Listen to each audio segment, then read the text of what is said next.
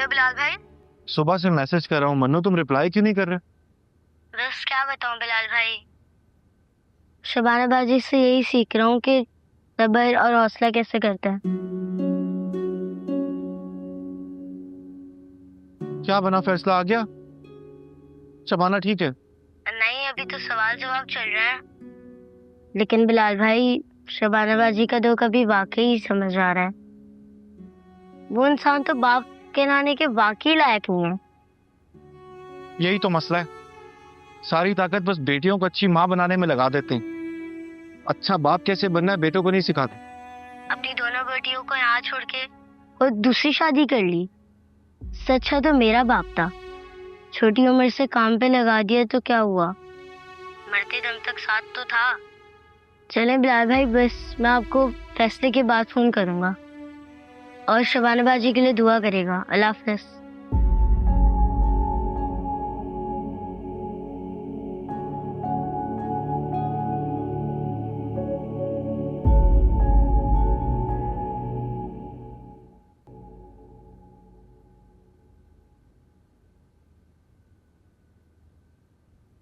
अदालत तस्लीम करती है कि सलीम इसहाक ने बरसों तक कोई अपनी अखलाकी या माली जिम्मेदारी अदा नहीं की।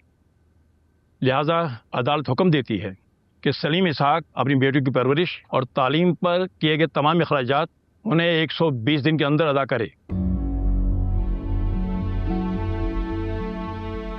नाम की तब्दीली का मामला कानूनी और शरई नुकात के तहत ज़ेर गौर है और यह अदालत इस मामले को पार्लियामेंट में रेफर करेगी, क्योंकि कानून बनाना पार्लियामेंट का काम है।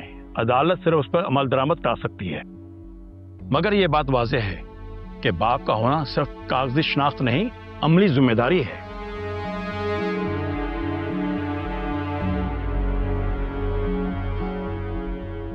The court is adjourned.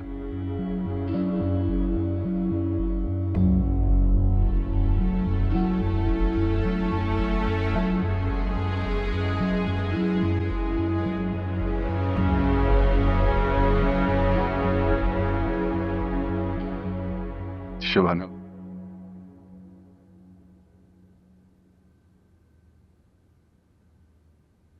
मुझसे बहुत सी गलतियां हुई हैं।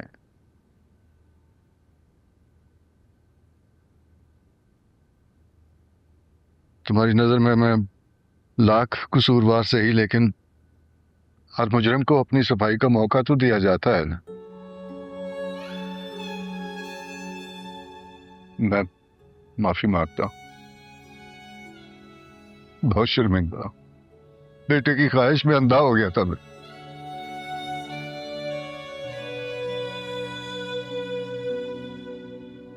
मैं भूल गया था कि औलाद बुढ़ापे का सहारा होती है, सिर्फ बेटे नहीं।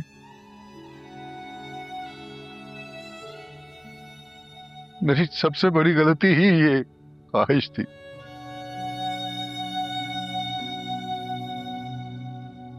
लेकिन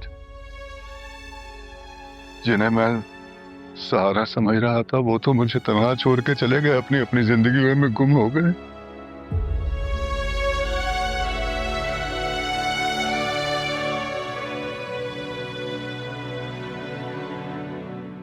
मुझे माफ कर दो।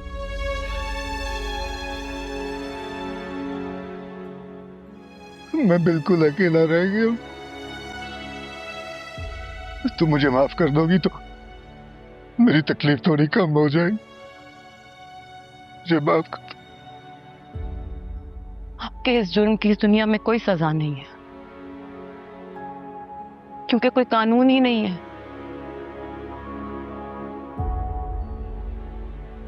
मगर आपके हालात का सुनकर यह यकीन जरूर हो गया कि अल्लाह अपने मुजरिमों को सजा इसी दुनिया में सुना देता है। जिस पुरसुकून जिंदगी के लिए आप हमें बेसुकून कर गए, वो आपको नसीब नहीं हुई।